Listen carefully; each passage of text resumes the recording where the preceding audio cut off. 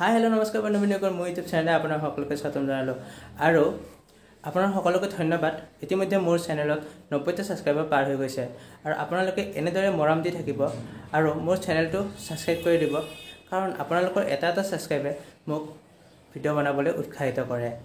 আৰু ভিডিঅ'টো বেছি দেৰি নকৰি আৰম্ভ কৰোঁ। এফালে যদি সমগ্ৰ বিশ্বতে কৰোনা মহামাৰী আৰু আনফালে অসমত বান পৰিস্থিতি, আপোনালোকে নিশ্চয় চেনেলত মই দেখা পাইছে মানুহৰ ঘৰ বানত উঠি গৈছে। আৰু মোৰ চেনেলৰ পৰা সকলোকে ধন্যবাদ জনাইছোঁ, যিসকল ব্যক্তিয়ে এই বানপীড়িতসকলক সহায়ৰ হাত আগবঢ়াইছে। আৰু পোনপ্ৰথমতে মই ইউটিউবৰ যিহেতু জড়িত, গতিকে মই ডিম্পুৰাক বহুত ধন্যবাদ জনাইছোঁ।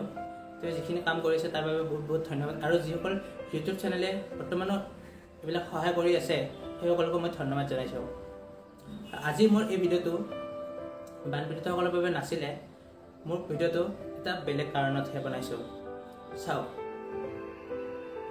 আপোনালোকে ৰাস্তাৰ কাষত দেখা পায় কুকুৰবোৰ, সিহঁতৰ খাদ্য কি?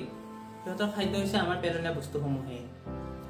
আমি যিবোৰ বস্তু পেলাই থৈ যাওঁ, সিহঁতে সেই বস্তুসমূহে খায়। আৰু বৰ্তমান কৰোনা মহামাৰীৰ ফলত দোকান পোহাৰ চব বন্ধ, গতিকে সিহঁতৰ খাদ্য কোনে দিব? গতিকে মোৰ চেনেলত থকা যিমান ব্যক্তি বা যিসকলে মোৰ ভিডিঅ'টো চায়, সকলোকে মই এটি সৰু অনুৰোধ জনাইছোঁ।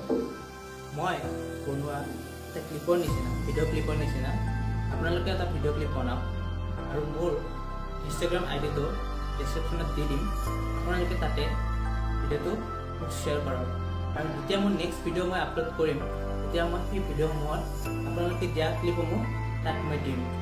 আৰু আপোনালোকে যদি সঁচাকৈ মোৰ এই কথাখিনি গুৰুত্ব হিচাপে লৈছে, তেন্তে এই কামটো যাতে আপোনালোকে কৰে আৰু মই বনোৱা এই ভিডিঅ'টো এনে ব্যৰ্থ নাযায়। আৰু আপোনালোকৰ এটি সহায়ে সিহঁতক মৃত্যুৰ পৰা জীয়াই আনিব পাৰে। গতিকে আপোনালোকে যিমান পাৰে ভিডিঅ'টো শ্বেয়াৰ কৰক আৰু সকলোকে মই দিয়া আহ্বানটো কৰিবলৈ